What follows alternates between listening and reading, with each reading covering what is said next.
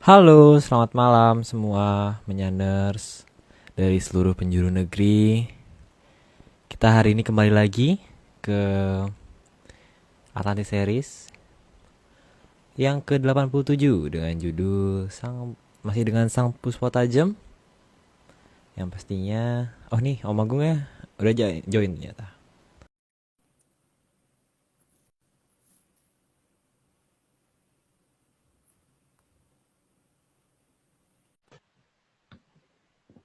Halo Bapak Arya. Wih, halo Bapak Agung. Oh, oh, ini Ini, Pak nah, oke. Pak Ini Marius di mana nih? Pak Marius kayaknya baru join nih. Lagi OTW ya? Kayaknya di jalan ya dia ya. Aku tadi juga Iya baru nih. aja nyampe terus banget sih soalnya hujannya. Iya, tapi tadi juga di BSD juga lumayan hujan lumayan deras, Om. Angin. Wih, Oh, wih, serem, serem. Halo, Aryo, halo Mas Pak Agung. Marius. Kemarin Pak ini Marius nyetir kok. sendiri atau ada sopirnya Pak? Aman, Mas. Oh Aman. ya sudah. Soalnya Sama kalau seperti Jakarta. oh ya Aman, aman. gantian Pak ya. Biasanya di jalan saya gantian Pak Marius sekarang yang di jalan. Iya. Ini belum pernah nih hostnya yang di jalan nih nggak pernah nih kayaknya. Sekali-sekali kali ya. Bahaya kalau di jalan. Terus ya. Oke, ini kita langsung mulai aja kali ya Om. Pak Marius. Oh ya, tapi hari ini kita mau Ada. ada disclaimer dulu. Ada disclaimer. Tim Atlantis Series Research Center atau ARC tidak pernah menjual jasa untuk berkomunikasi atau bertemu dengan para leluhur dalam bentuk ritual apapun. Waspada terhadap oknum yang mengatasnamakan tim ARC dan Saudara Agung Bimo Sutejo. Untuk informasi resmi, hubungi via DM IG @Vicky Ananda dan Rahadian_Parto Sentono atau @Jalutejo Damar. Nah, jadi ini kayaknya udah mulai ada yang memanfaatkan Atlantis Series ya Om ya kayaknya ya. Jadi kita mau Ya, bilang sekali lagi kita nggak pernah memungut biaya apapun untuk ritual apapun. Kita di sini menyampaikan cuman informasi dongeng. dengan Cuman, menyampaikan cuman dongeng dongeng. dengan Jadi kita senang tidak hati menjual dan, apapun. Nah, dan kita tidak tidak jual menjual apapun. apapun. Oke, Maksudnya kita tidak jual ini apa informasi tidak jual ya. Jadi di sini kita cuma cerita. Jadi kalau ada yang kemudian menarik dan kita juga tidak ngajarin ya karena kita bukan perguruan di sini gitu loh. Bukan iya betul. perguruan, bukan apa tuh namanya? Bukan tempat belajar juga bukan. Ini cuma Bukan tempat dukun. dongeng. Nah, bukan dukun ya bener tepat itu. Iya. Oke, jadi sekali lagi hati-hati menyaner semua dari seluruh penjuru negeri nih. Kalau misalnya emang ada yang mengatasnamakan Atlantis Research Center ataupun mengatasnamakan Agung Bimo Sutejo, itu benar-benar bukan dari pihak kita ya Om ya. Ya, termasuk Oh, mengatasnamakan Aryo, mengatasnamakan Pak Marius, oh iya mengatasnamakan betul. Esko, dan siapapun yang ada di sini ya. Kalau bukan pihak kita sendiri gitu. Ya, Oke, oke. baik kita mulai langsung. Pak Marius, siap Pak Marius? Pak Marius hari ini nggak banyak Pak ya, cuma 27 nomor Pak ya. Saya kejebak nih. Katanya 27, nggak taunya 130 halaman ini. Kan 27 nomor Kosong. Pak, Kan cuma 27 nomor Pak. bukan 27 slide. Bener-bener deh ini. Oke, oke. Oke, kita Oke, mulai ya ya. oke. Oke. Ya, Ini baru pertama kali saya menjalani profesi sebagai pembaca. Kalau dulu sebagai operator. Hari ini Jakarta hujan deras. Pagi Tito, rekan-rekan semuanya, hati-hati. Banjir besar. Ya, kita mulai ya. Ini judulnya masih Sang Puspa Tajem ya, Mas Agung. ya. Ke seri ke-87. Nah, ini kita harus ucapin terima kasih, yo. Tadi kamu ketinggalan nih ke rekan-rekan semuanya. Mas Agung, Mas Noko, Mas Iwan, Mas Dani Argi, dan teman-teman yang lain. Nah, ini part 21.86 ya. Judulnya Sudah Malah 27 plus 1 slide. Saya nggak ngerti nih Sudah Malah ini ya. Dalam benak saya ini sudah malam gitu Mas Agung. Sudah malam itu sudah malam. Sekarang dong ya, sekarang ya Pak Maris Iya ya. ini kan biasanya orang tuh kurang ya pleset cocokologi ini rekan-rekan. Oke, slide pertama ya Mas ya. Memala dalam hidup kadang terjadi. Memala kadang diartikan sebagai kesialan atau ketidakberuntungan. Itu Mas Agung. Ya, ya namanya memolo dalam bahasa Jawa ya Pak ya. Nggak tahu kalau dalam bahasa lain saya nggak ngerti. Tapi kalau ini kan kita ngomong dalam istilah bahasa Jawa. Bahasa Jawa yang saya mengerti ya. Tapi kalau bahasa Jawa yang saya tidak mengerti ya nggak tahu. Artinya kan kesialan gitu katanya. Kalau sudo itu artinya berkurang Pak. Jadi ini kan tadi Pak Maris bukan. Jadi sudah mau itu bukan sudah malam tapi berkurangnya malapetaka gitu loh Pak. Maksudnya begitu. Iya. Kalau di Jawa ada dulu molo Mas ya. Golek molo itu artinya mencari kesialan ya, molo. Iya, benar. Iya. Kalau resort di Senggigi itu ada namanya resort namanya Sudah Malam. Oke ya. Kita lanjutkan yuk ya. 01A. Semua hal yang terjadi di alam ini selalu terlihat sebagai sebuah kebetulan. Jika kita hanya melihat dari sudut pandang mata normal kita. Tapi kalau kita memahami alam raya, maka sebenarnya tidak ada yang kebetulan. Kan tergantung asumsi toh Pak, bahwa terserah sih orang ngomong kebetulan itu ya hak mereka gitu loh. Tapi bagi orang Jawa yang masih melekat tradisi lama ya dan hobi dongeng seperti saya itu tidak akan ada yang dianggap kebetulan gitu. Tapi itu hak masing-masing. Dianggap kebetulan juga nggak apa-apa. Lo ternyata masih nomor 1 ya Pak ya? Tak kira udah nomor 2. Masih 01B. Loh ini bacanya gimana sih? Harus terus-terusan gitu ya? Semangat Pak. 1B. Saya benar-benar dikerjain. Ini saya print 15 halaman rekan-rekan. Bayangin. Sama dengan baca novel ini kita. 01B. Karena semua kejadian itu pasti ada sosok pelakunya. Dan sang sosok pelaku itu sangat pandai menyembunyikan dirinya. Sehingga seolah-olah yang terjadi hanya merupakan sebuah kebetulan saja. Mas. Ya karena di alam ini banyak hal yang tidak bisa dilihat secara normal oleh manusia kan. Jadi dan mereka juga nggak mau ketahuan. Makanya apapun akan diusahakan supaya seolah-olah itu terjadinya kebetulan. Tapi sebenarnya ada pelakunya gitu kan. Tinggal masalahnya kita melihat pelakunya apa enggak. Kalau enggak ya berarti apes gitu aja Pak. Tapi ini versi dongeng loh. Oke lanjut. Kalau kebetulan itu berarti nggak betul beneran Mas ya? Kebetulan berarti nggak betul beneran. Iya. Oke. 01C. Kadang sang sosok pelaku yang membuat kesalahan itu mampu menutupi jati dirinya sehingga tidak terlihat jelas siapa sebenarnya sang pelaku.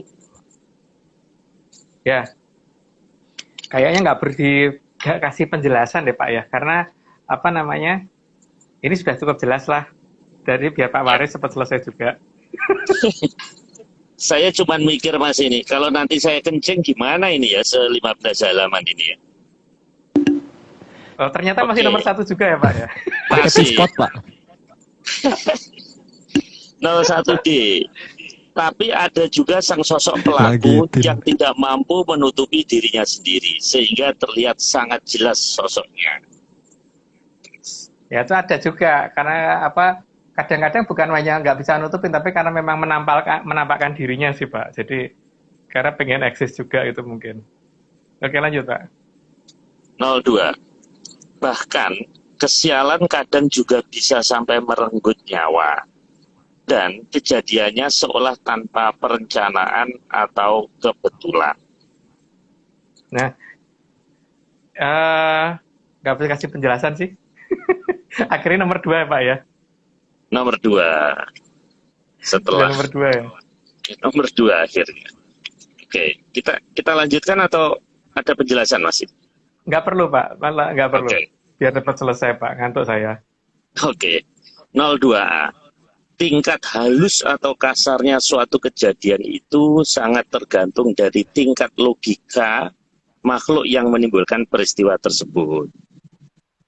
Ya, kalau makhluknya makhluk yang dari tataran bawah ya gampang ketahuan, Pak. Tapi kalau makhluk dari tataran yang agak tinggi, dia pintar merencanakan sehingga semuanya kelihatan mulus, halus dan tidak ini. Seolah-olah itu kebetulan kejadiannya. Lanjut, Pak.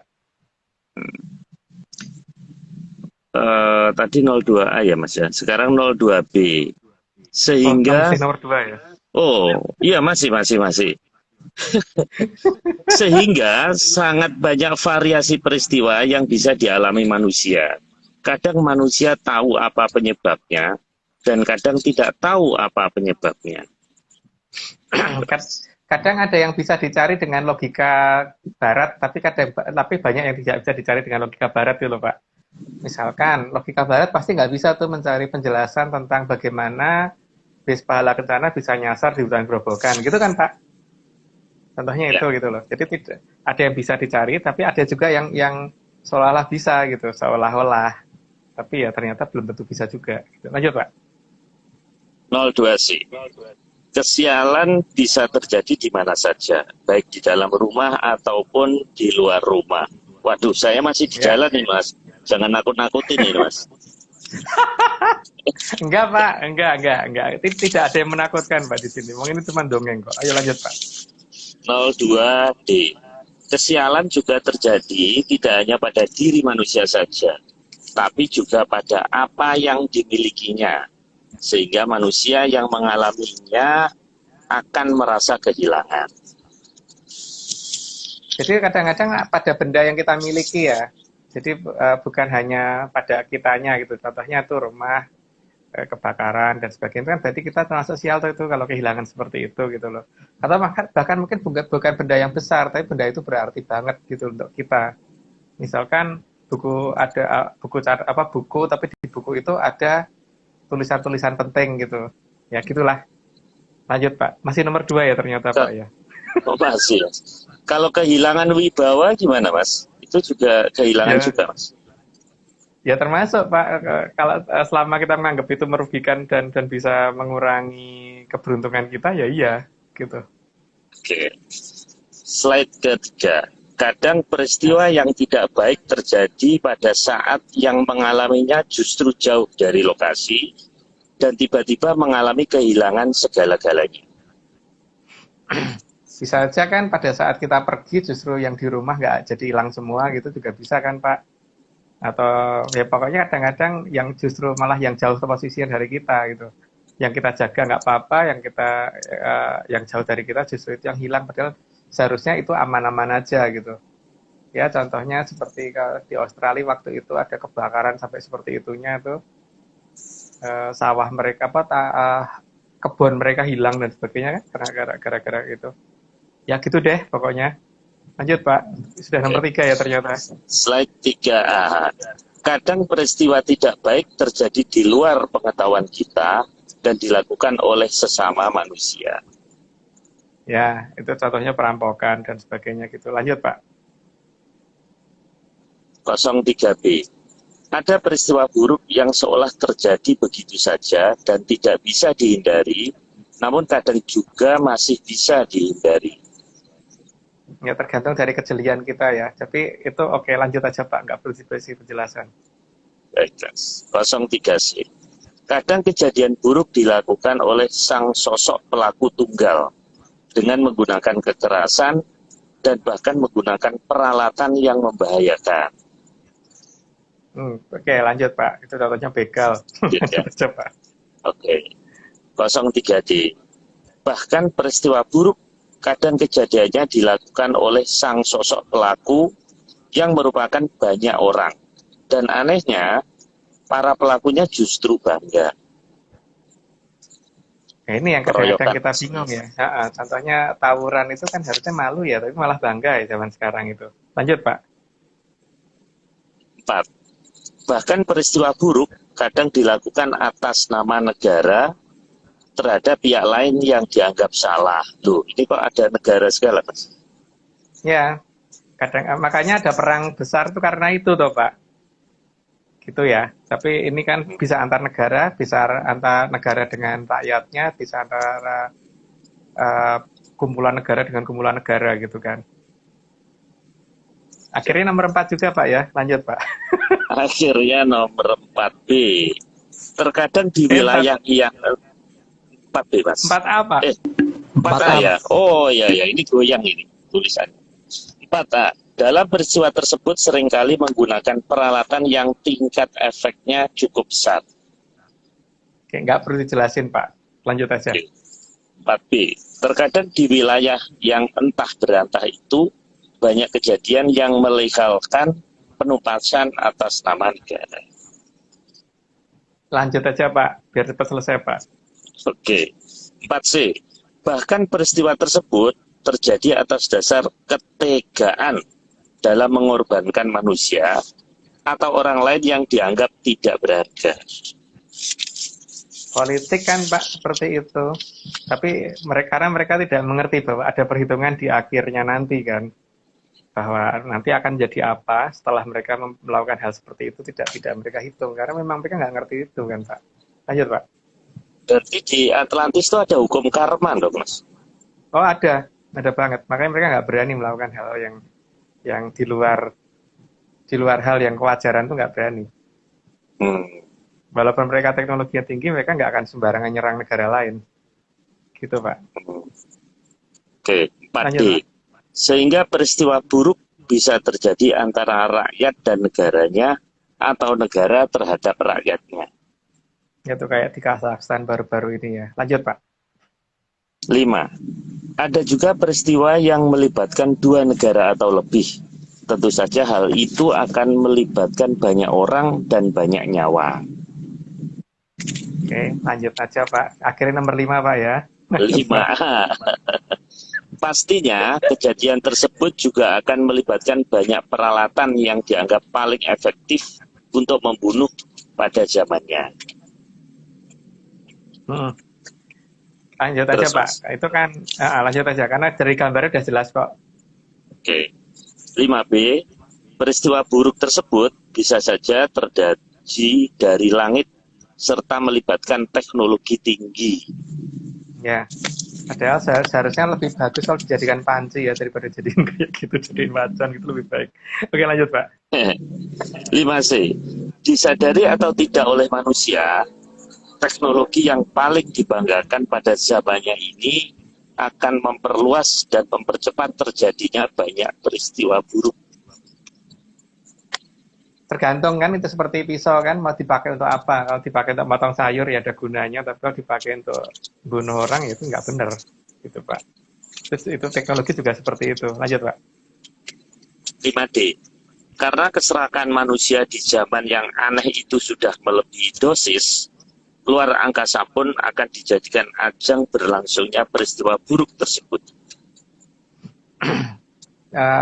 Tidak perlu dikasih penjelasan Pak, tapi yang jelas pasti sudah pada tahu lah kalau itu. Lanjut Pak. 6. Senjata pemusnah massal di zaman kala Bendu dianggap sebagai kebanggaan dan tanda kebesaran. Karena kemampuan membunuh banyak orang justru dianggap sebagai anugerah. Ya, anugerah. Kalau mereka nggak baik anugerah, berarti kan itu memang harus dicobanya di tempat mereka dulu Pak ya. Nah, gitu. Jadi alam juga mengizinkan kok, tapi dicoba di tempatnya sendiri kalau mereka anggap itu sebagai anugerah. Lanjut Pak. 6A. Bahkan semakin besar efek buruk dan efek membunuhnya suatu benda, malah akan dianggap sebagai tanda kebanggaan dan tanda berkuasanya suatu negara atas negara lain.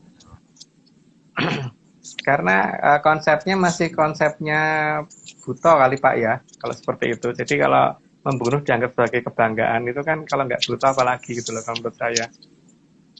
Tapi ya nggak tahu, asumsi itu kan boleh macam-macam ya. Tapi kalau mereka menganggap itu justru itulah mungkin dianggap dewa itu kalau seperti itu gitu bagi mereka. Lanjut Pak. 6B. Semua hal yang merusak tersebut bisa dilakukan dari manapun, termasuk dari kedalaman samudera. Tidak perlu dikasih penjelasan. Lanjut dulu. Oke, 6C. Semua hal yang mempunyai efek merusak dan efek pembunuh sangat besar tersebut dilakukan dan ditemukan oleh orang-orang yang dianggap pintar atau jenius di zaman yang aneh itu. Makanya dinamakan kolobendu, Pak. Karena yang dijadikan kebanggaan adalah kalau menemukan atau bisa membuat alat pembunuh. Makin besar efeknya membunuh, makin dianggap pintar, makin dianggap cerdas. Maka dinamakannya zaman kolobendu karena itu. Lanjut, Pak. 6D. Sehingga disadari atau tidak, manusia justru akan berusaha menghabisi sesama ras manusia sendiri. Ironisnya, semua itu dengan peristiwa yang dibangun sendiri dan diakuinya sendiri sebagai sebuah kehebatan. Itu kan tergantung ya. Kalau kita menganggap itu musibah, tapi mungkin kalau mereka menganggap itu anugerah gitu loh. Jadi anugerah, kalau kita kan anugerah itu dapat sandang pangan yang benar, terus kemudian hidup makmur dan sebagainya. Kalau mereka mungkin anugerah itu kalau dapat jamur tiba seperti itu, Pak. Lanjut, Pak. 7. Semua kejadian di atas pasti ada yang mempengaruhi alam bawah sadar manusia. Merekalah yang dikenal oleh nenek moyang kita sebagai buto. Masalahnya itu ketika kemampuan melihat manusia zaman sekarang ini berkurang, berarti mereka lebih leluasa bergerak kan, mau masuk kemanapun, mau kita hanya nggak ngelihat gitu kan, Pak. Lanjut, Pak. Karena buto butuh makan, maka mereka akan berusaha memangsa dengan cara yang berkembang pada tiap zamannya. Berkembang mengikuti pola kemajuan manusia itu sendiri. Karena supaya tidak ketahuan, jadi mereka juga nggak mau kan, kalau ketahuan nanti mereka akan dicarikan cara agar mereka bisa nyingkir, bisa tersingkir. Maka mereka nggak mau ketahuan. Kalau nggak mau ketahuan ya paling gampang itu pertama tidak kelihatan, terus yang kedua bagaimana memasukin orang terutama di pihak pemimpin yang mempunyai kekuasaan sangat besar dalam satu negara, terutama negara-negara besar. Lanjut, Pak. 7B. Tujuan para buto itu adalah bagaimana mendapatkan mangsa yang rutin dan kalau bisa sebanyak mungkin tanpa membuat yang akan dimangsa menyadarinya. Jika perlu, malah membuat kondisi di mana mereka yang akan dimangsa merasa bangga kalau bisa dimangsa oleh buto. Ya, nggak perlu dikasih penjelasan sih. Lanjut, Pak.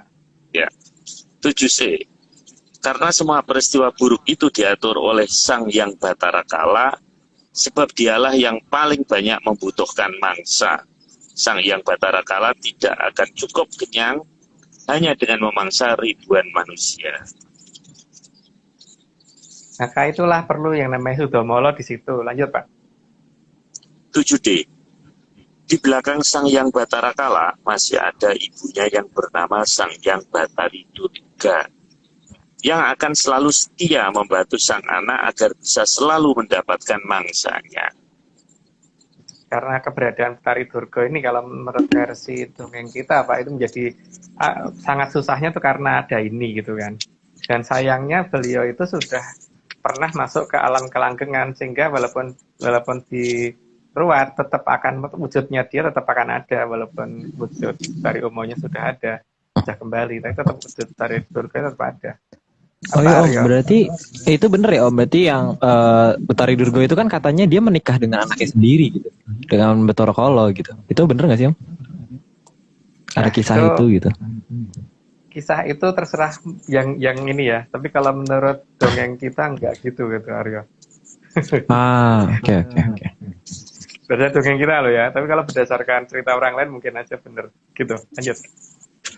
8. Dalam serat Mandala Giri diungkap bahwa munculnya Sang Yang Batara Kala karena kesalahan dari Sang Yang Batara Guru. Ya, dari urutan serat Mandala Giri ini kalau misalkan diteliti dengan benar nanti akan ngerti keberadaan di mana posisi benda-benda berbahaya seperti uranium dan sebagainya itu. Dan kenapa dia ada di bawah tanah dan sebagainya itu ada penjelasannya di Mandala Giri kalau memang mau mencari serat Mandala Giri itu seperti apa ya. Tapi jangan nanya ke kita karena kita punyanya versi dongengnya. Lanjut, Pak. 8A. Kejadian tersebut berlangsung di akhir zaman Kalabrawa. Saat Sang Yang Batara Guru didampingi Batari Uma berkeliling melihat bumi. dan Sang Hyang Batara Guru tergoda oleh Sang Hyang Batari Uma. Ada di surat Mandalogiri, jadi tidak perlu dijelaskan, Pak. Lanjut, Pak. 8b. Dan tanpa disadari, kama dari Sang Hyang Batara Guru terjatuh di Arcapada dan membuat bumi menjadi bergejolak. Ini kamanya dalam tanda petik, Mas. Ya, memang namanya Kama, Pak. Gitu. Diterjemahkan sendiri aja, monggo. Lanjut, Pak. Dulu saya ingat, Mas, serial TV ada si Komo ini apa ya, Kama ini ya? Bukan, Pak. Bukan Lain. ya? Lain. Kayaknya beda deh Pak. Kok jadi Beda salah ya? Dulu ada Si Komo lagu lewat si gitu kan Komo, jadi iya. salah. Iya, oke. 8C. Sebagian kama dari Sang Hyang Batara Guru itu juga menjadi benda yang bisa membahayakan kehidupan di Arcapada. Itu masih dari surat Mandalogiri, kalau nggak salah dari Sastra Pinerdati, jadi monggo dibaca sendiri aja. Lanjut, Pak. 8D. Mayoritas kama salah dari Sang Hyang Batara Guru berhasil diubah menjadi Sang Hyang Batara Kala oleh Sang Hyang Batari Uma di akhir zaman Kala Brawa. Ya, tapi nggak semuanya. Jadi masih ada yang tersisa. Dan yang tersisa, lanjut dulu aja, Pak, daripada nanti kebablasan saya cerita. Oke. 9. Sebagian lagi dari kama salah yang lain kemudian berhasil ditimbun oleh Sang Hyang Batari Uma. Itu ada beberapa nama wilayah yang ditulis dalam surat Mandalogiri, cuman saya nggak akan menyebutkan nama wilayahnya mana. Dan itu nama-nama itu eksis sampai dengan zaman sekarang dan tidak berubah loh. Dan itu juga yang membuat beberapa daerah jadi gersang dan sebagainya karena itu. Tapi ya itu lihat baca sendiri deh, jangan kita yang menjelaskan. Lanjut, Pak. 9A. Pada masa itu, sebagian kama salah berhasil dibakar oleh Sang Hyang Batara Brahma. Sehingga banyak tempat yang menjadi tandus dan berpasir akibat ajian Kumbala Geni milik Sang Hyang Batara Brahma. Ini ada dalam Sastra Kumbala Geni dan ya ada di Sastra Kumbala Geni cerita itu. Oh, Jadi ini ada sangat- di bagian masih dalam Sastra Mandalogiri tapi di bagian yang Sastra Kumbala Geni ya. Urutannya ada gitu.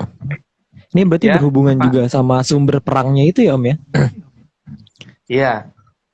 Dan ini nama-namanya masih eksis loh Aryo sampai sekarang. Jadi nama-nama di Mandalogiri itu masih lengkap dan itu menunjukkan beberapa nama negara, tapi itu bukan wewenang kita untuk membuka ya. Gitu. Weh, Pak Maris ya sampai rumah nih ya. Wis. Udah ngebut, Mas. Lanjut. Oke, lanjut, Oke, Pak. siap.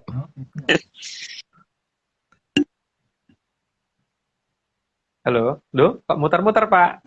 Itu Pak Maris kayaknya baru connect wifi jadi ganti Ya, itu. Ganti Apa wifi. aku bacain Harusnya aja ya? Ya, bacain dulu aja. 9 Oke. dari Aryo. Efek dari Kumbala Geni yang dikeluarkan oleh Sang Hyang Bathara Brahma membuat tanah tersebut kehilangan kesuburannya hingga waktu yang sangat lama. Katanya demikian, tapi nggak tahu itu ada di mana, aku nggak ngerti loh ya, Aryo. Lanjut, Aryo. Oh iya, ini nggak tahu sih Om di mana. Wah, live beneran ya? Ntar kan Nah, lagi. Oke. Oke. 9C. Keadaan alam di tempat tersebut menjadi sangat keras dan sama sekali tidak nyaman untuk menjadi tempat tinggal manusia. Oh, gitu ya ternyata. Ya ini baca sendiri di Mandalogiri ya, Serat Mandalogiri. Ini Lanjut, Aryo. sangat menarik ya. Tapi Serat kemudian. Mandalogiri itu banyak yang nggak utuh ya. Karena kalau Serat Mandalogiri itu kalau yang benar itu kira-kira hampir satu buku sendiri ya. Jadi kira-kira tebelnya itu kalau dibikin buku sebesar buku tulis gitu, mungkin kalau hanya 80 halaman aja lebih lah Aryo. Nah, ini Pak Maris sudah muncul lagi. Iya, Mas. 9D Pak. 9D ya. Pak. Lanjut. Ya. Oke. Bahkan beberapa kejadian alam di sana sangatlah menakutkan dan membuat kengerian bagi manusia yang ada di tempat tersebut. Ya, katanya begitu, katanya. Tapi itu di mana kita semua tidak ada yang tahu. Lanjut, Pak. 10. Karena Sang Batara Kala terus meminta mangsa, maka Sang Hyang Batara Guru kemudian menciptakan bangsa Sukerta. Para Sukerta inilah yang disiapkan untuk menjadi mangsa dari Sang Hyang Batara Kala. Itu ada di surat Mandologiri loh ya, jadi kita nggak ngarang. Ada di situ sih. Mungkin dilanjut, Pak. 10 apa tadi ya? 10B ya? 10A. 10A sekarang, Pak. 10A. 10A, Pak. Oke. Atas peristiwa tersebut, Sang Hyang Wening sangat marah dan menghukum Sang Hyang Batara Guru serta Sang Hyang Batari Uma. Ya, karena di atasnya masih ada lagi yang bisa memerintah. Jadi itulah yang akan mengadili kan jadinya. Lanjut, Pak. 10B. Sang Hyang Batara Guru dihukum dengan harus turun tahta dari kahyangan Jonggiri Salaka dan menebus kesalahannya dalam jangka waktu yang sangat lama. Makanya banyak kejadian di cerita pewayangan itu Bathara Guru diambil alih kan posisinya oleh manusia berdasarkan cerita wayang gitu ya, Pak. Lanjut, Pak. Ini Mas Agung ini nyindir saya ya, karena kompleks saya namanya Taman Giri Loka. Ya. Kok mirip-mirip ya? Oke, 10C. Sang Hyang Batari Uma juga mendapatkan hukuman dari Sang Hyang Wening, sehingga berubah menjadi raksesi. Wajah dan penampilannya berubah total dari putri yang sangat cantik menjadi sosok buto perempuan. Ya, itu juga ada di Mandologiri. Lanjut, Pak. Oh iya Om, ini kok kayaknya Betari Durga itu yang mendapat hukuman yang lebih berat ya Om? Atau enggak? Sebenarnya enggak juga sih, sama aja sih. Cuman masalahnya di beberapa serat pedalangan itu banyak yang cuman dibahasnya di Betari Durganya. Dari Oh iya. Gurunya enggak. Karena posisi berapa kali Bathara Guru harus turun, kemudian diganti oleh raja-raja yang ada di Nusantara ini berapa banyak gitu kan. Nggak cuma 1-2 kali loh kejadiannya. Oh berarti itu termasuk hukumannya berarti ya Om? Ya, kesalahannya dari oke. Uma kan ketika wajahnya sudah berubah menjadi raksasa, kenapa sempat naik ke kayangan itu aja, sehingga masuk ke alam kelanggengan sehingga jadi wujud itu jadi abadi gitu kan. Kalau dia nggak naik ke kayangan nggak akan abadi kan, sehingga pada saat diruat wujud Betari Umanya muncul dan Betari Durganya hilang, artinya gitu kan. Tapi ketika dia sudah dalam posisi itu naik ke kayangan, ya jadi wujud itu tetap akan ada gitu loh, Aryo. Oke. Misplay berarti ya. Kurang lebih. Iya. Oke. Oke, kita lanjut yuk Pak Marius. 10D. Karena merasa malu dengan wujud barunya, maka Sang Hyang Batari Uma menggunakan pakaian yang menutupi nyaris seluruh badannya. Itulah pertama kalinya muncul perempuan yang berpakaian serba mirip jas hujan. Ya, itu berdasarkan Mandologiri ya. Jadi saya tidak tahu itu ada di mana. Lanjut, Pak. 11. Sang Mahaprabu Dewa Esa dari kerajaan Gilingaya tidak terima dengan keadaan yang sangat membahayakan Arjapada ini. Maka beliau melakukan tindakan dengan membakar semua Sukerta yang ada. Tangannya beliau kok tangannya beliau? Maka itulah mungkin terjadi akhir dari, maka menjadi awal munculnya zaman Kolotirto ya. Kalau versi Serat Panitradio. Lanjut, Pak. 11A. Namun tidak semua Sukerta bisa terbakar. Sebagian Sukerta justru bisa beradaptasi dan menikah dengan manusia. Ya, lanjut aja, Pak, biar cepat selesai, Pak. 11B. Maka sejak saat itu muncullah spesies baru berwujud Sukerta setengah manusia dan manusia setengah Sukerta. Mereka semua berpenampilan aneh. Bagi mereka, menjadi mangsa dari Sang Hyang Batara Kala adalah sebuah kemuliaan. Ya, namanya juga Sukerta, Pak. Pola pikirnya membingungkan kalau dibandingkan dengan manusia normal. Lanjut, Pak. 11C. Maka dengan sangat terpaksa, Sang Mahaprabu Dewa Esa membasmi Sukerta selama 1 zaman. Zaman itu dinyatakan sebagai zaman Kalatirta. Kalau dalam bahasa Jawa, zaman Koloterto itu ketika terjadi zaman air bah ya, terjadi air tinggi gitu.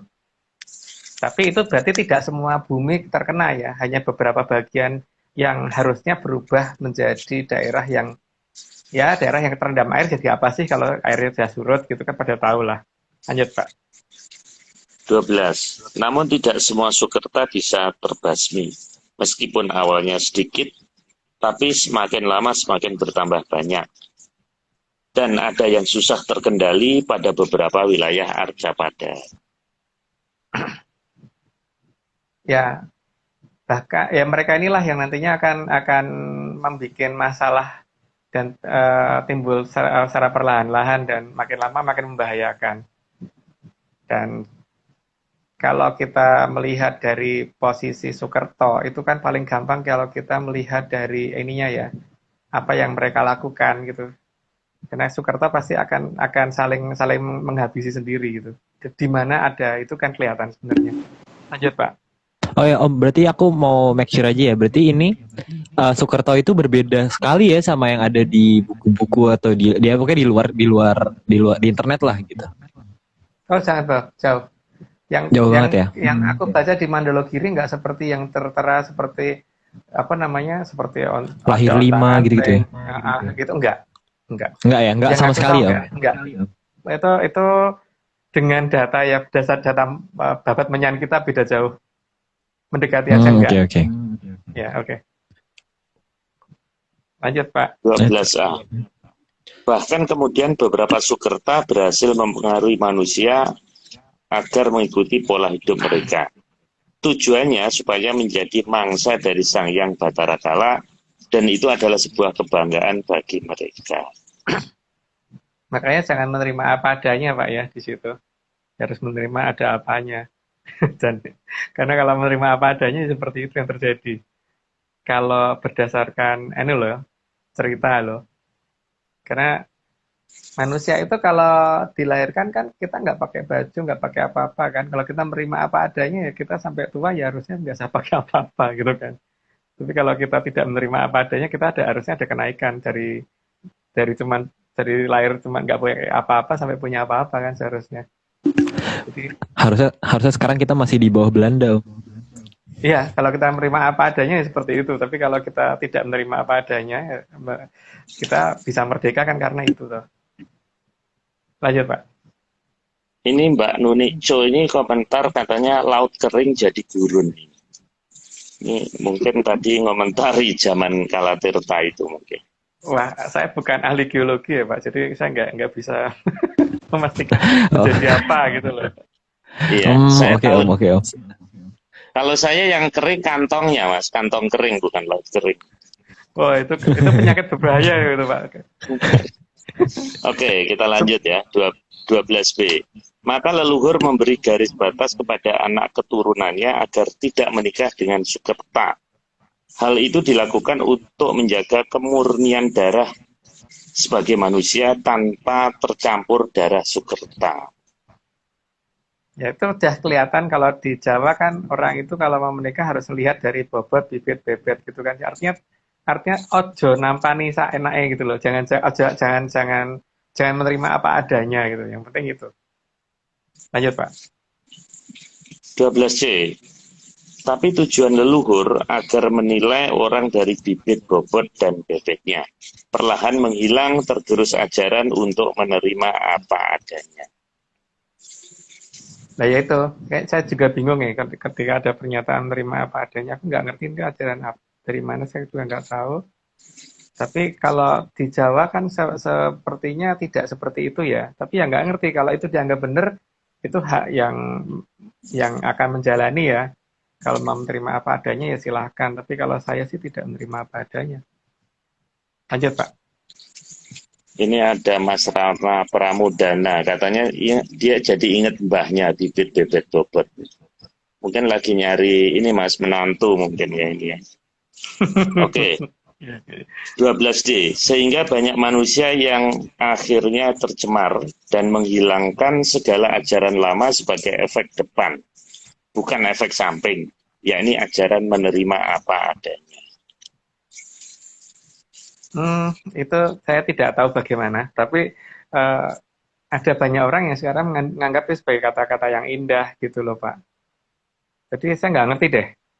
Tapi kan ya manusia tuh punya hak memilih kok. Kalau menganggap itu benar ya monggo, silahkan dilanjutkan gitu kan. Itu kalau misalkan menganggap itu paling baik bagi dia gitu. Tapi Hak ada orang asasi yang tidak sengsara mau. manusia ya Allah. Heeh, itu hak asasi dan tidak ada yang boleh melarang loh, dan tidak ada yang boleh melarang orang untuk menerima apa adanya, itu nggak boleh. Tapi juga tidak boleh melarang orang yang tidak mau menerima apa adanya kan. Gitu. Lanjut Pak. 13.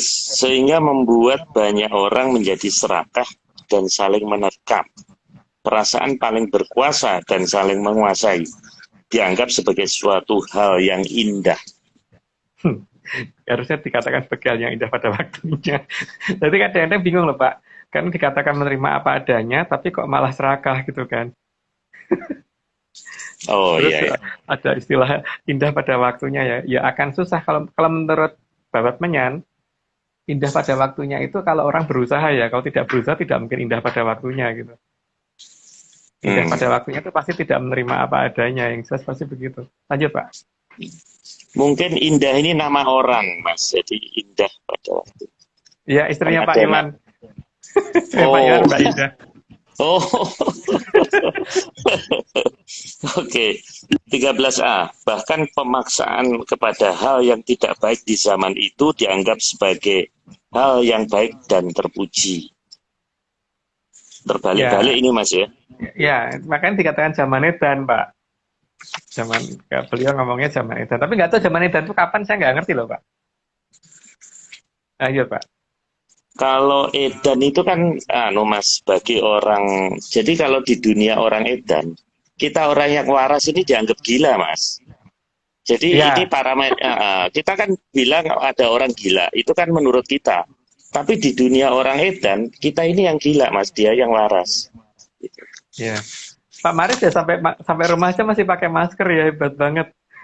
Iya ini Mas, apa namanya, banyak yang lalu lalang ini, banyak apa namanya tadi Aldaka yang lalu lalang, jadi saya Wis, pakai.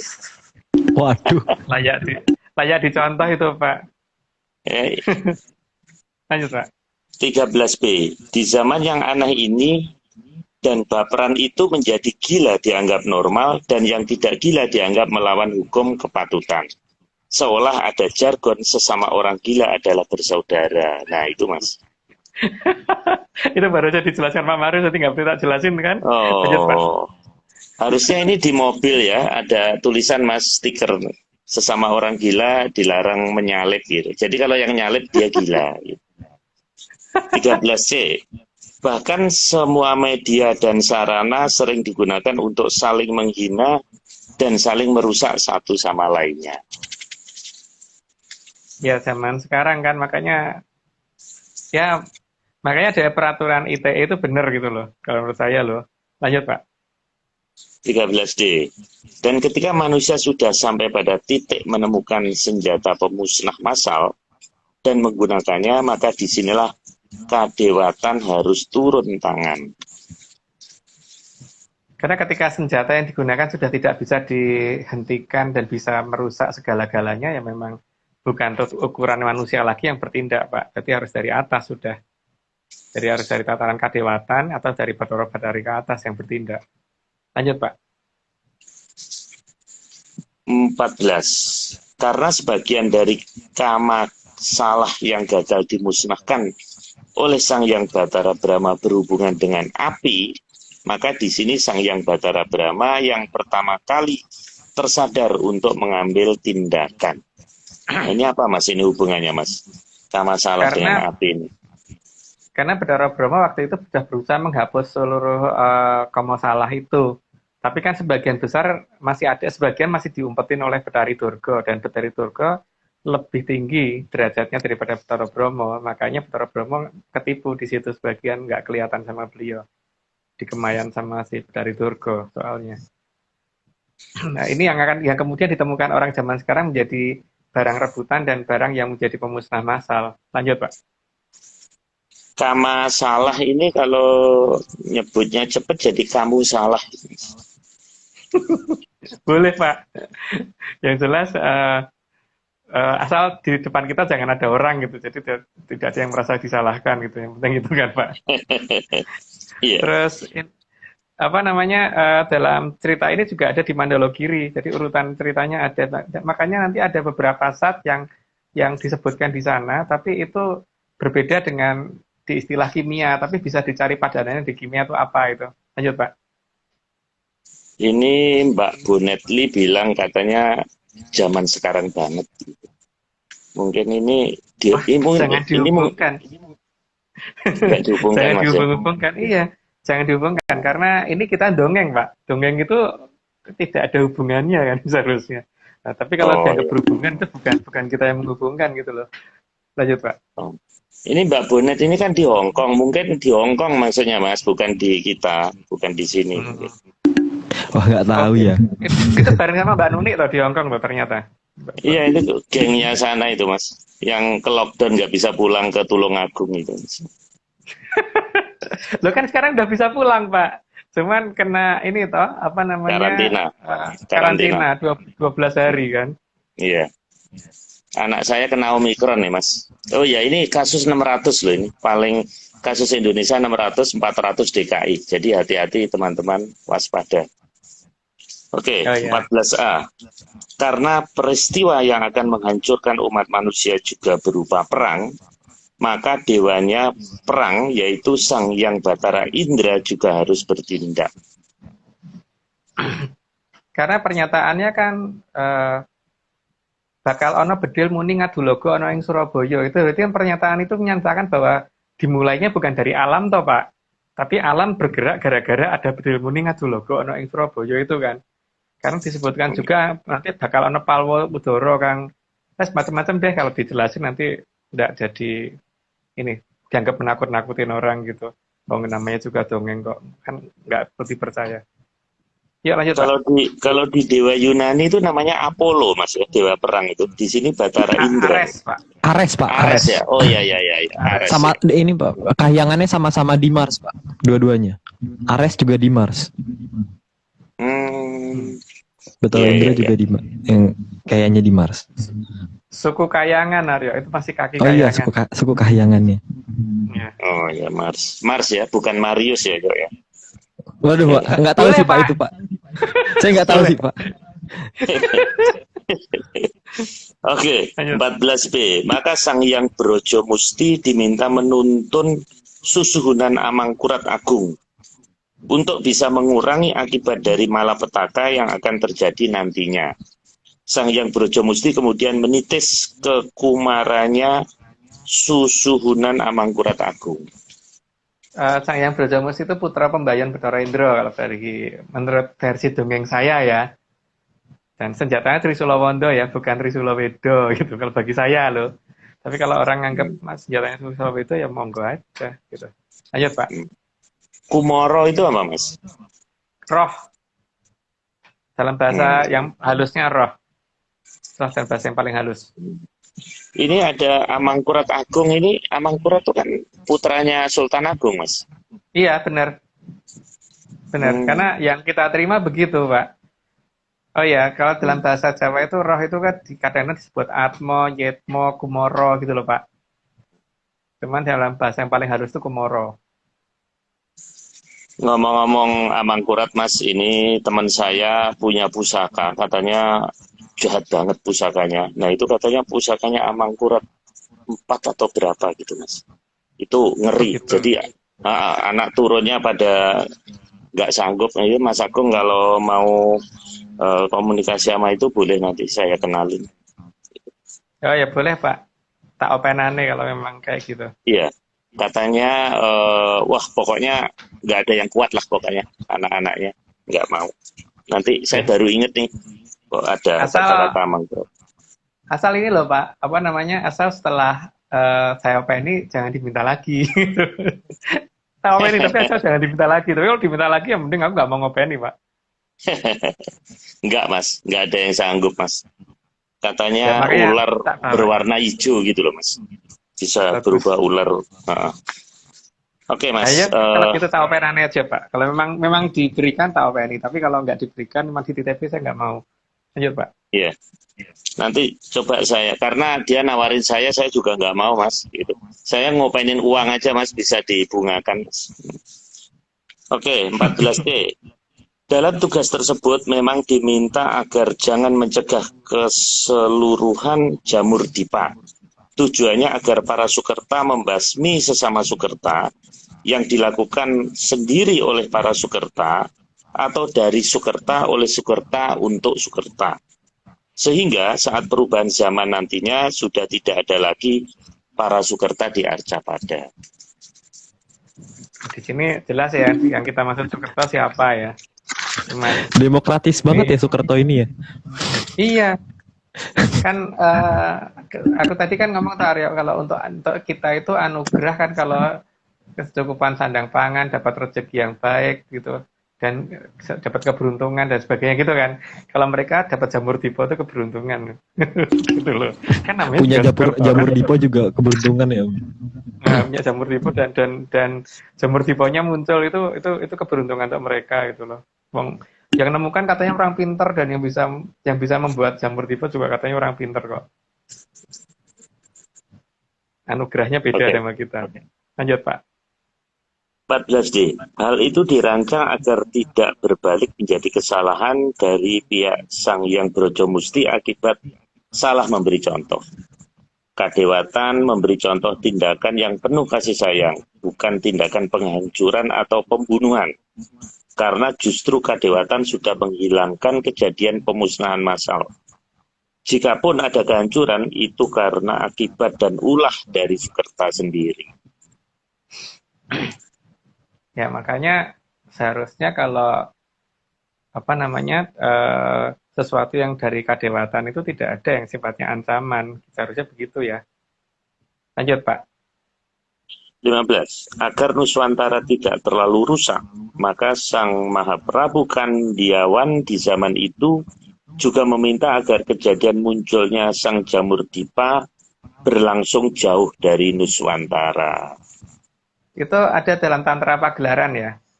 Dalam sastra Tantra Pagelaran itu ada jelas pernyataan dari Sang Mahaprabu Kandiawan. Lanjut Pak. Maka sejak zaman Kalatirta, semua Mahaprabu di Nuswantara mempersiapkan tempat agar kamasalah yang bisa dibuat menjadi senjata pemusnah massal agar ditemukan di tempat yang cukup jauh dari Nuswantara. Itu penjelasannya ada di zaman ada di Tantra Pagelaran dari mulai zaman Prabu Kandiawan ke bawah ya, sampai 6 generasi di bawah Prabu Kandiawan. Zaman Radian siapa aja, mohon maaf saya tidak bisa membuka di sini gitu. Tapi jelas itu ada banget cerita itu. Cuman itu Tantra Pagelaran versi Babat Menyan kita, kalau dari versi lain nggak tahu. Lanjut Pak. 15B. Juga Maharesi di Nuswantara ikut memohon agar waktunya ditempatkan bersamaan dengan akhir zaman Kalabendu. Tujuannya agar semua Sukerta habis dalam sekali sapu dan justru Sukertalah yang akan menyapu spesiesnya sendiri. Itu tujuannya kan supaya tidak ada karma toh Pak. Sehingga perencanaan dari beliau seperti itu, beliau seperti itu, dan itu sebenarnya cukup jelas sih. Cuman masalahnya kan cerita itu mungkin adanya di Babat Menyan kita doang untuk saat ini, tapi kalau mau nyari mungkin ada itu. Lanjut Pak. Ini ada menyanars yang namanya Demit Edan 2017. Ini lucu juga namanya Demit Edan, Mas. Ini berkaitan dengan topik kita ya, Demit, atau saja ada Gila, ada Edan. Ini luar biasa ini, follower Mas Agung nih, dasar-dasar. Oke, kita lanjutkan. 15C. Selain itu, para Mahaprabu dari zaman Kolotirto juga mengingatkan agar beberapa wilayah diminta untuk menutup diri dari peradaban baru yang akan dikuasai oleh para Sukerta. Ya makanya ada beberapa kerajaan yang saat ini kemudian tidak bisa dilihat tuh karena itu kan. Tapi sebenarnya mereka masih ada. Maka waktu itu bisa difoto sama Aryo. Lanjut Pak. 15D. Perlambang yang diberikan oleh leluhur adalah akan adanya zaman di mana ada ular yang akan memangsa ekornya sendiri. Itu saya bertanda bahwa akan mulai sirnaning Sukerto gitu kan. Gitu. Lanjut, Pak. 16. Rencana dari leluhur sedang diatur sangat mendetail agar terbuka jati diri semua Drubiksa yang sebenarnya. Drubiksa itu raksasa atau buto ya. Jadi ada itu bahasa yang lain.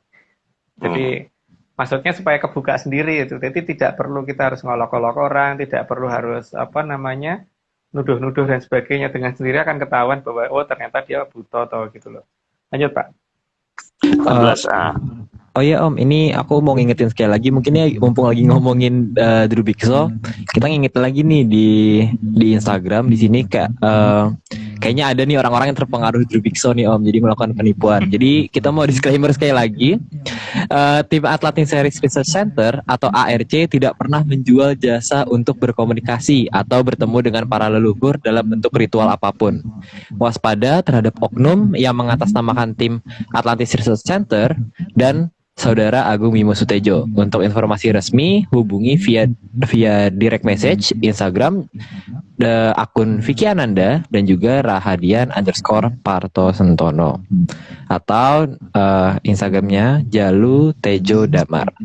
Jadi sekali lagi ya, kalau misalnya ada orang-orang kayaknya yang terpengaruhi dari Drubikso nih Om ya, yang nipu-nipu di luar sana, kita mau ingetin sekali lagi, kita tidak pernah memungut biaya apapun ya Om untuk ngajarin jasa untuk komunikasi atau bertemu dengan leluhur.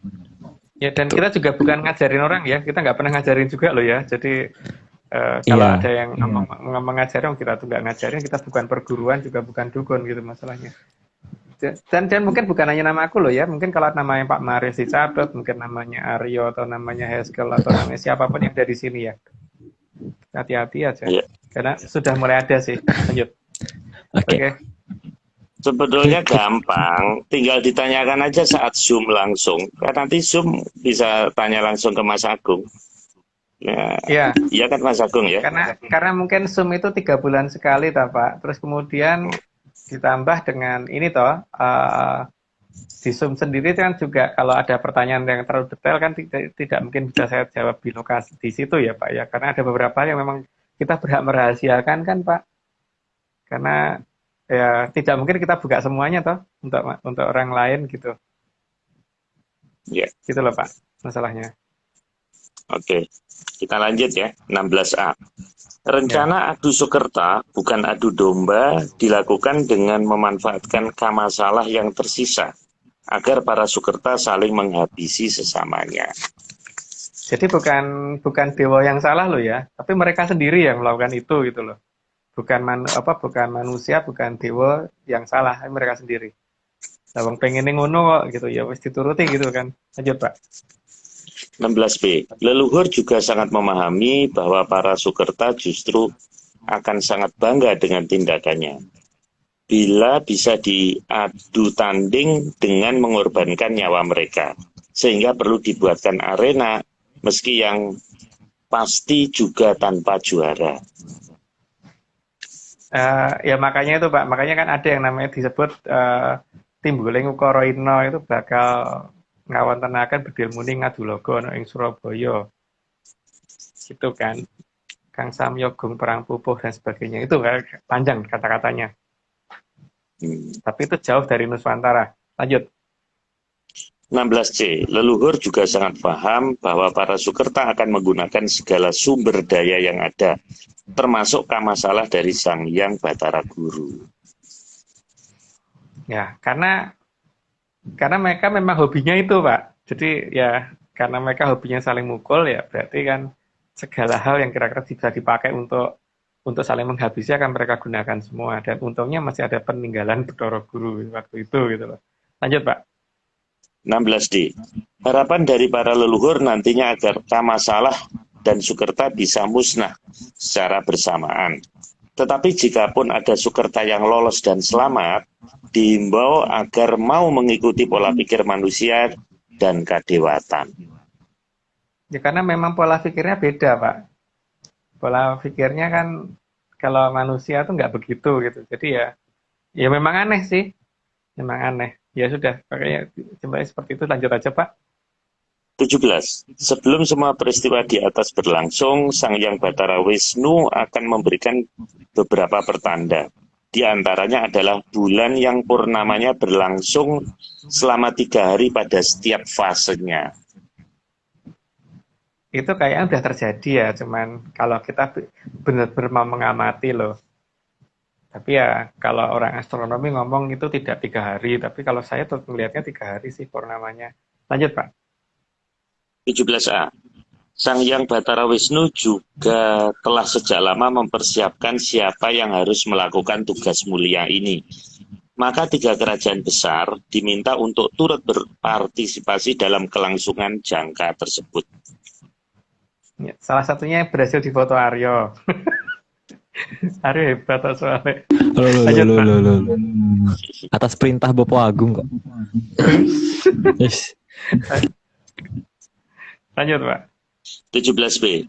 Sekar Wijaya Kusuma juga akan digunakan untuk menghidupkan kembali orang yang menjadi korban salah sasaran, agar bisa hidup kembali jika ikut tergulung oleh Sang Jamur Dipa.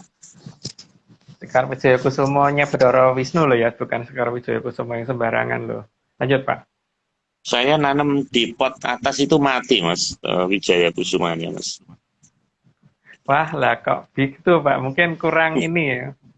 Kurang menyan Kurang Mas. pupuk. Ya, kurang menyan, bukan kurang pupuk Pak. Oke. Lanjut Pak. 17C. Berbagai efek peristiwa munculnya Sang Jamur Dipa juga diperhitungkan dengan cermat oleh leluhur. Jadi tak hanya ada efek samping, tapi juga efek depan, efek belakang, bahkan efek atas dan bawahnya diperhitungkan dengan sangat matang. Sehingga Sukerta yang berada di berbagai tempat yang bisa mengganggu keberlangsungan Nuswantara akan ikut tergulung Jamur Dipa. Makanya efek dari Jamur Dipa itu akan efek beruntun ya, karena termasuk bangunnya Sang Nagatapak Angin dan sebagainya itu. Lanjut Pak, nggak perlu dijelasin kalau itu. 17D. Sehingga akan bisa dibedakan mana manusia yang akan dijadikan pupuk penyubur tanah dan mana yang akan dipelihara oleh kadewatan.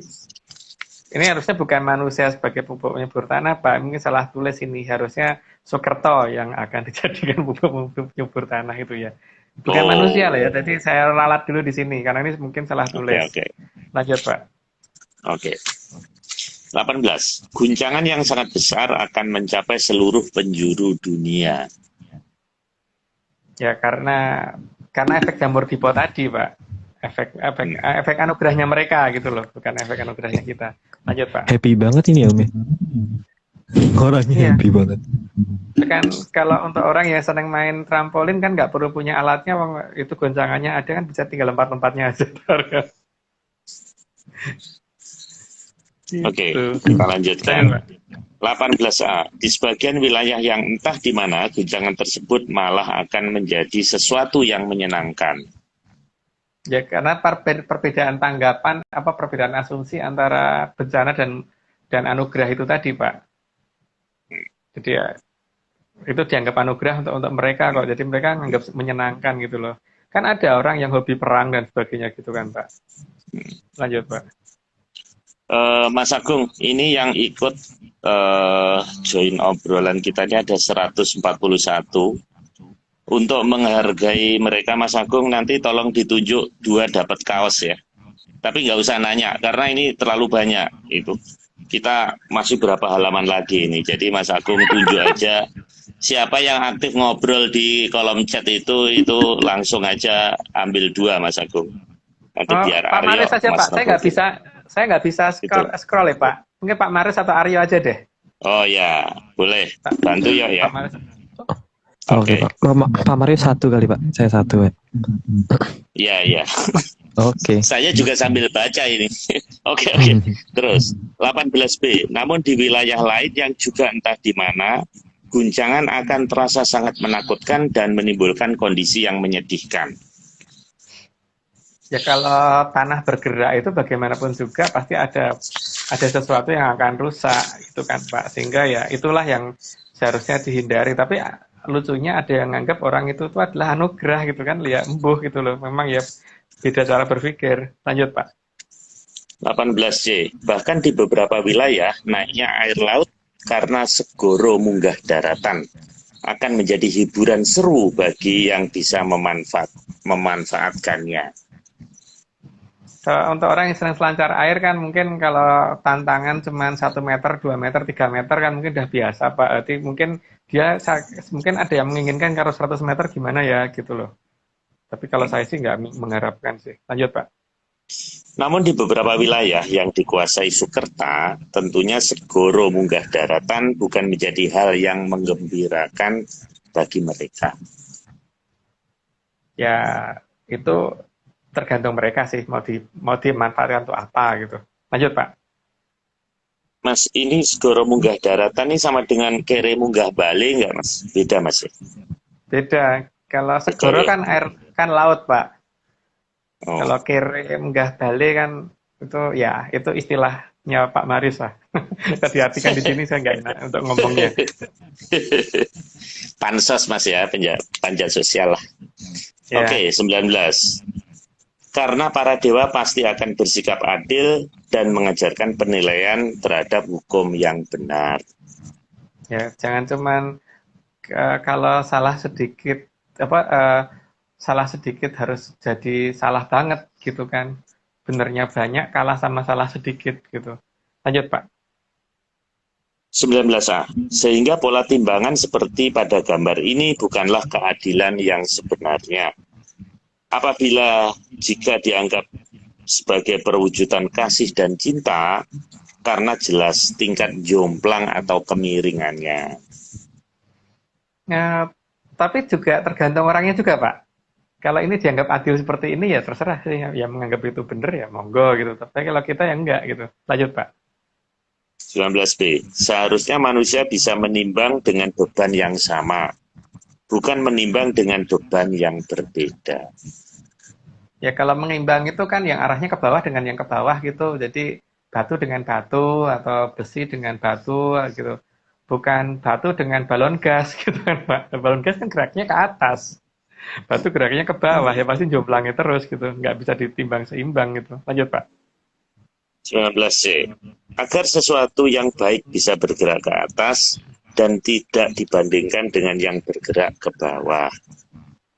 Ya, jadi neraca terutama ya. Neraca itu kalau nimbang ya arahnya harus sama semua. Kalau nimbangnya arah ke atas ya arah atas semua. Tapi kalau ke bawah ya ke bawah semua gitu. Jangan satu arah ke atas, satu arah ke bawah. Lanjut Pak. 19D. Jika diharuskan menimbang antara yang bergerak ke atas dan yang ke bawah, maka yang ke atas menjadi prioritas penilaian, bukan yang ke bawah. Sehingga manusia tidak mudah lagi untuk ditakut-takuti dengan ancaman akan masuk ke tempat-tempat sampah yang siap dibakar. Ya, jadi seharusnya kan yang dinilai itu adalah yang arah ke atasnya, bukan yang arah ke bawahnya gitu kan. Tapi di zaman yang aneh itu, atau di zaman kapan itu yang terjadi sebaliknya. Lanjut Pak. 20. Maka Sang Hyang Wening memerintahkan kepada Sang Hyang Batari Maharani untuk memegang peran utama dari peristiwa Sungsang Bawono Bale ini. Ya, ini ada di panitia radio seharusnya loh. Lanjut Pak. 20A. Untuk menjalankan tugasnya, Sang Hyang Batari Maharani harus menentukan palenggahannya jauh hari sebelum peristiwa Sungsang Buana Bale ini terjadi. Ya, karena membetulkannya aja sampai berapa zaman itu kan. Lanjut Pak.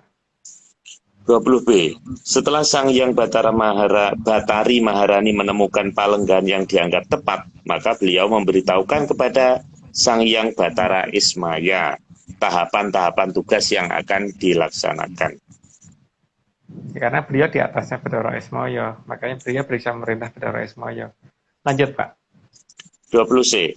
Maka para punatawan mempersiapkan semuanya dalam waktu yang sangat lama agar semua bisa berjalan sesuai rencana. Sangat lama itu bukan hanya 100-200 tahun Pak ya, tapi lebih dari itu. Lanjut Pak. 20D.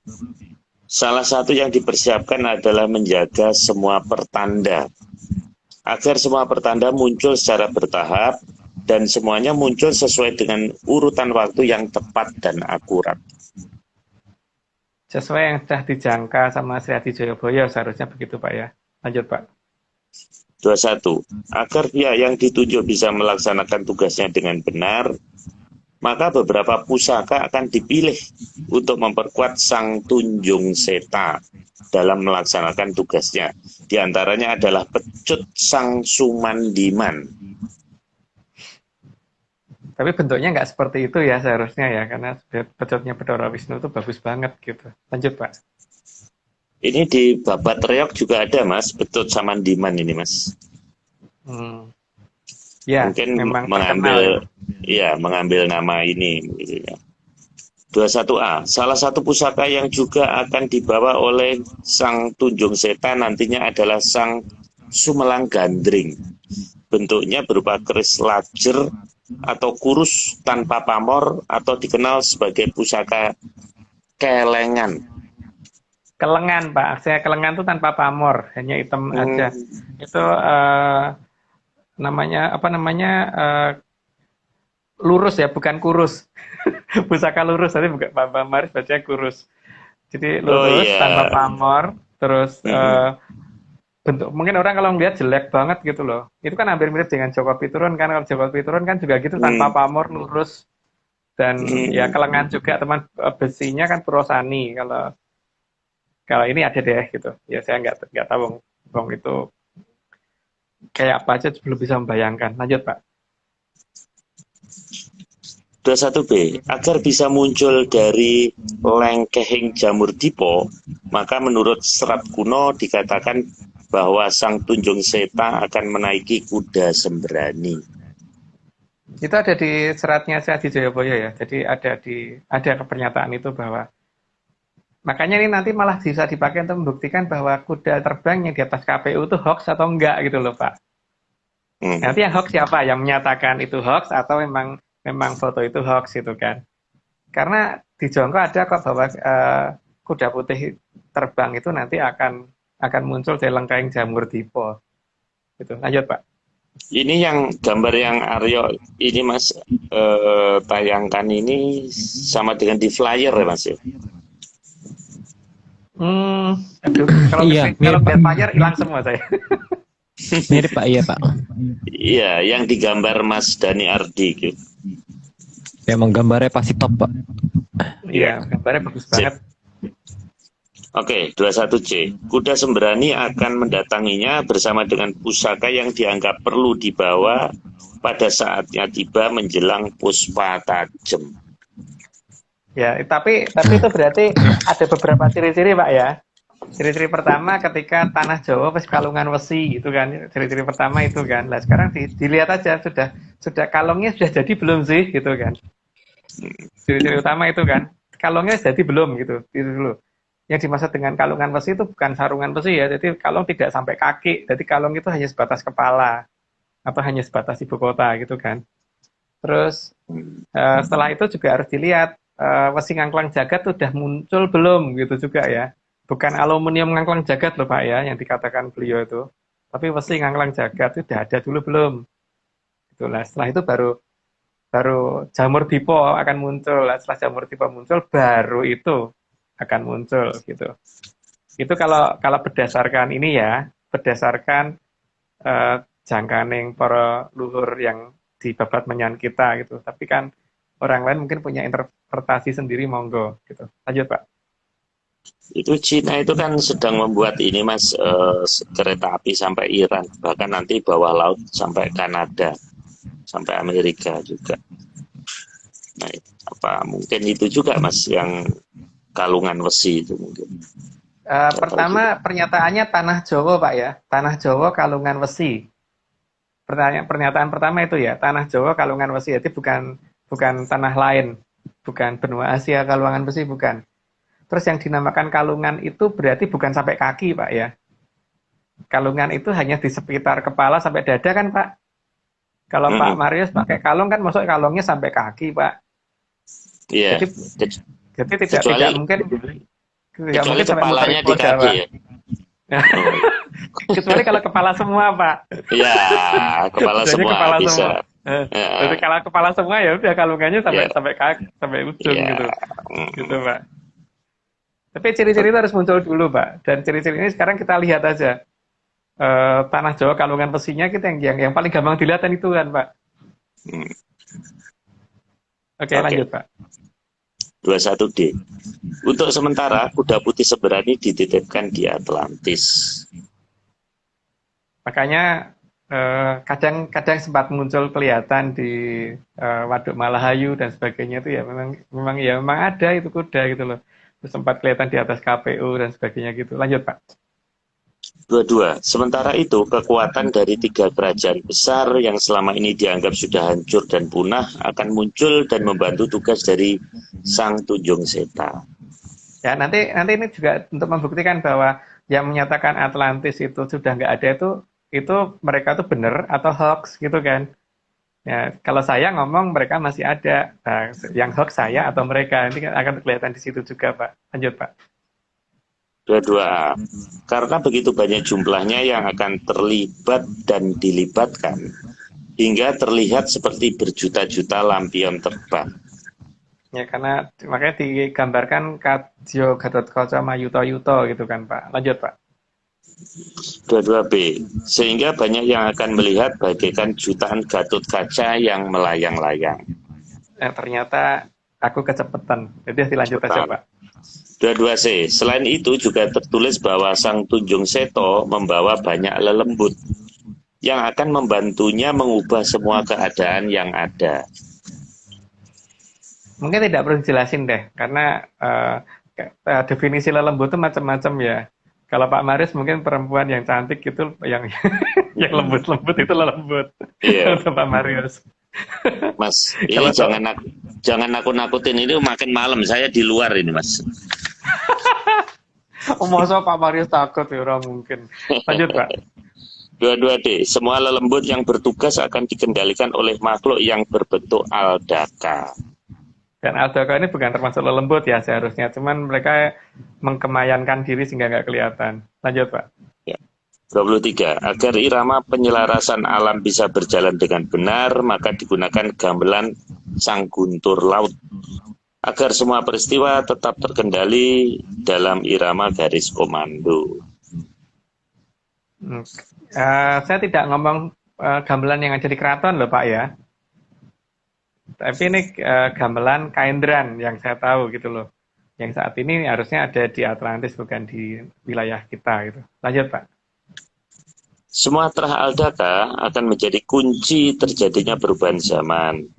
Karena setelah itu mereka akan diizinkan Sang Yang Wening untuk bisa terlahir kembali menjadi manusia. Maka semua aldaka akan menempati posisinya. Detailnya mungkin akan dijelaskan di minggu depan. Lanjut, Pak. 23B. Semua aldaka yang ada di alam lelembut akan dikendalikan oleh Sang Gendrayana dan Gendrayani. Itu ada di gong, totok, slendro, dan peloknya itu seharusnya. Lanjut, Pak. Para aldaka jugalah yang akan mengingatkan bahwa besok akan ada benda berbahaya yang berbentuk silinder. Namun karena masih jauh waktunya, maka tidak ada yang paham maksudnya. Pernyataan ini ada di beberapa, ya pokoknya ada deh, tapi kalau misalkan dijelaskan seratnya apa, saya lupa namanya soalnya. Lanjut, Pak. Maka maksud dan tujuan peringatan dari para aldaka sampai detik ini masih susah difahami oleh manusia. Karena tertutup oleh efek nyata dari perlambang yang digunakan oleh para aldaka. Karena kadang-kadang petunjuk itu kan ada yang tidak perlu diterjemahkan. Tapi kalau itu diterjemahkan malah jadi nggak jelas gitu loh, Pak. Jadi ada beberapa hal yang kadang-kadang seperti ada jongko yang sudah itu ya itu gitu. Tapi kalau itu diterjemahkan malah jadi jauh banget dari arti sebenarnya. Itu deh. Mungkin supaya nggak pada bingung, lanjut aja, Pak. 24. Namun tanpa disadari bahwa yang paling berbahaya bukan terletak pada apinya, tapi terdapat pada ujung lainnya yang justru tidak menyala. Karena para aldaka yang akan menghisap semua bahaya tadi. Itu sudah jadi perlambang dari zaman dulu sih. Makanya kenapa yang kita tuh senangnya udut cerutu dan sebagainya itu karena itu lambang seharusnya lo ya dikatakan itu perlambang yang bentuknya jelas kan, bentuknya kayak gitu loh. Lanjut Pak. 24A, karena tidak akan ada orang merokok pada bagian ujung yang ada apinya, tapi pasti ada ujung lainnya. Ya keselomot Pak, kalau pas yang ada apinya yang masuk mulut gitu. Itu namanya nyelomot lambe, bukan ngerokok Pak. Lanjut Pak. 24B, dalam rudal nuklir, hulu letaknya bukan pada bagian yang mengeluarkan api, tapi justru pada ujung lainnya. Ya soalnya kalau di bagian mengeluarkan api kan berarti sama aja malah meledak sebelum diluncurkan Pak. Ya nyelomot lambe tadi istilahnya Pak. Lanjut Pak. Iya. 24C. Biasanya semua akan diatur dengan sangat rapi dan disembunyikan di tempat yang tidak mudah terlacak. Ya, makanya kan karena merokok itu berbahaya bagi kesehatan, maka rokok mesti tidak akan ditaruh di tempat yang kelihatan gitu kan biasanya. Biasanya dalam bungkusnya, masih ada dalam bungkusnya, dalam silonya gitu loh Pak. Lanjut Pak. Padahal penggambarannya sudah sangat mirip dan benda berbahaya pasti akan diletakkan di tempat yang bisa dengan mudah dipindahkan. Nggak perlu dikasih penjelasan Pak, lanjut Pak.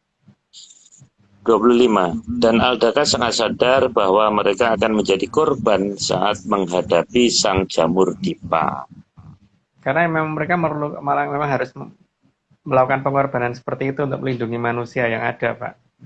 Lanjut Pak. Tapi para aldaka sudah sangat bersiap dan bersedia melakukannya. Dan agar lebih mampu melakukannya, maka mereka sudah dijadikan lelembut sejak Wilwatikta menutup diri. Sebenarnya bukan lembut sih Pak, tapi dibikin tidak terlihat. Tapi bukan lembut. Gitu. Karena kalau dikatakan lembut kan, itu berarti memang tidak punya raga. Badan kasarnya sudah nggak ada. Ini badan kasarnya masih ada kok. Lanjut Pak. 25B. Sehingga semua radiasi yang keluar akan cepat hilang. Dan tidak akan terlalu berbahaya bagi manusia yang bisa menuju ke zaman kala subah. Ya, tapi itu yang dilindungi Aldoko Pak ya. Lanjut Pak. 25C. Karena para aldaka sangat memerlukan radiasi tersebut untuk mempermudah tugas dari Sang Yang Wening dalam mengubah mereka menjadi manusia. Ya, mungkin detailnya mungkin minggu depan. Lanjut Pak. 26. Sehingga tugas dari Sang Yang Batari Maharani adalah memperbaiki semua keadaan yang rusak poranda. Yang rusak porak-poranda. Jadi beliau yang tugasnya memperbaiki itu semua. Lanjut Pak. 26A. Sang Yang Batari Maharani akan memaksa agar semua senjata diubah menjadi peralatan masak. Loh, kok aneh nih Mas? Makanya kan ada pernyataan itu loh Pak, bahwa nanti parang-parung nggak akan kepake, akan diubah menjadi ulek-ulek, wajan, panci dan sebagainya. Ada itu dalam pernyataannya beliau. Beliau. Ada kok di Jongko ada itu Pak. Tapi ya kalau orang nggak nemu kata-kata itu ya mungkin beda Jongkonya dengan kita beda gitu. Lanjut Pak. 26B. Gambaran tersebut sangat jelas dalam sifat anak yang masih menggunakan wujud Sang Yang Batari Maharani. Mereka akan sangat senang jika diajak bermain pasaran atau masak-memasak. Ya anak yang masih menggunakan wujud beliau kan masih senang seperti itu toh Pak. Maka itu yang akan digunakan Sang Yang Maharani. Lanjut Pak.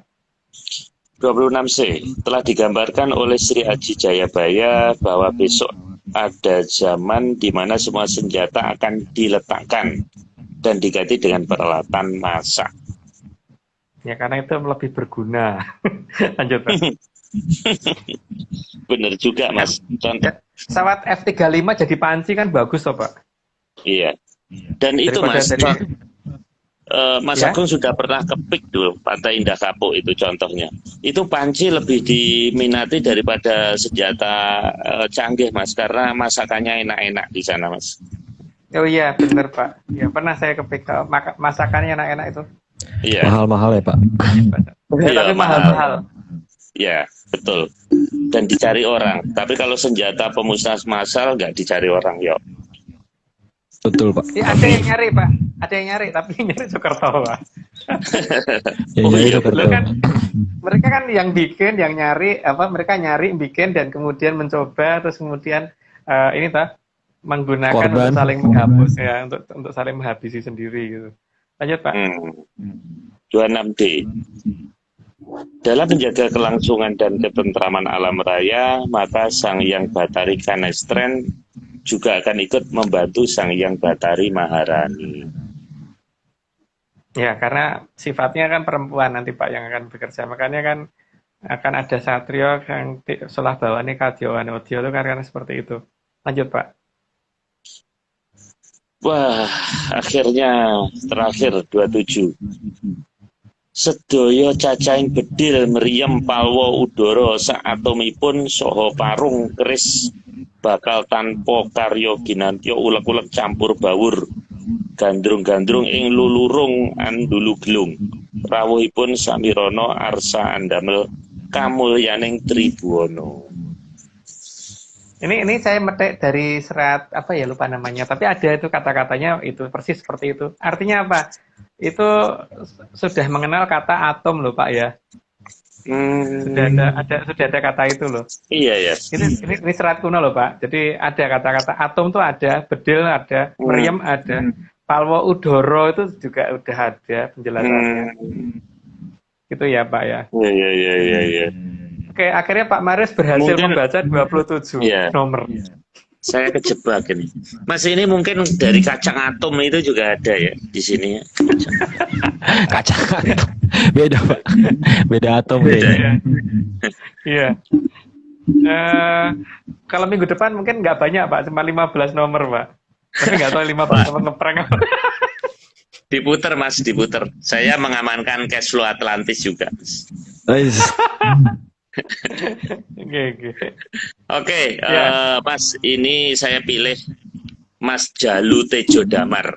Nah, Mas Jalu, Itu Mas Radian bukan Mas? oh itu, hah? Itu Mas Radian nih.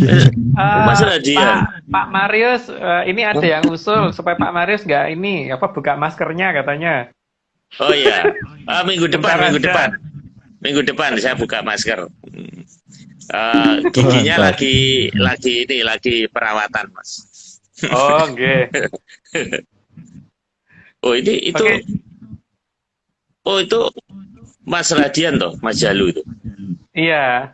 Oh, ya udah, saya cari lain. Siapa ya? Oh ini Mehmet Suremet ini kayaknya sering gini juga. Iya Pak. Mas Mehmet. Nah, Mas Mas Mehmet Mehmet aja. sering dengar. Ya, Satu Oke, lagi Pak. Mas Mehmet. Tanggung Pak. tanggung ya. Siapa ya yang sering ini nih?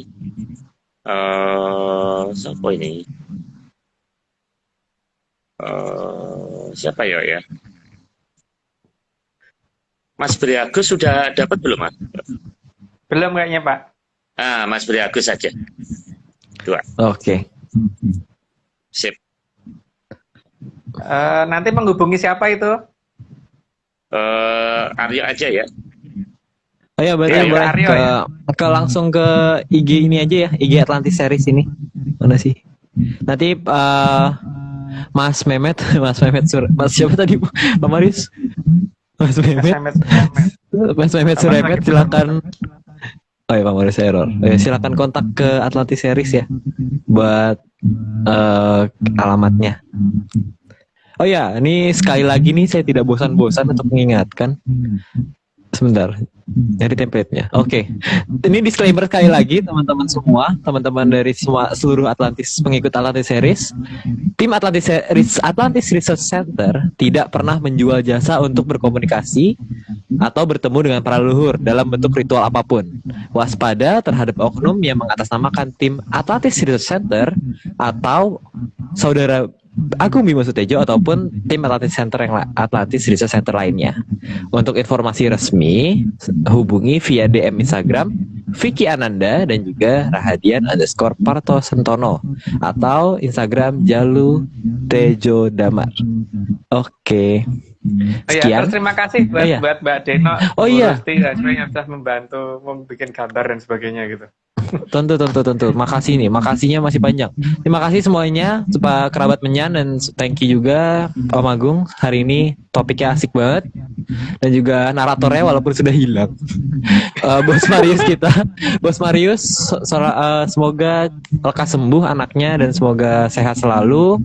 Terus juga flyer Mas Dani Argi, keren-keren banget gambarnya, nggak pernah absen buruk baiknya gitu, selalu bagus terus gitu flyernya. Terus juga Mas Rahadian, makasih chat testingnya. Terus juga tentunya Om Iwan dan juga Bro Heskel. Terima kasih semua Menyaners dan sehat selalu, sampai jumpa minggu depan. Salam Menyan. Salam Menyan.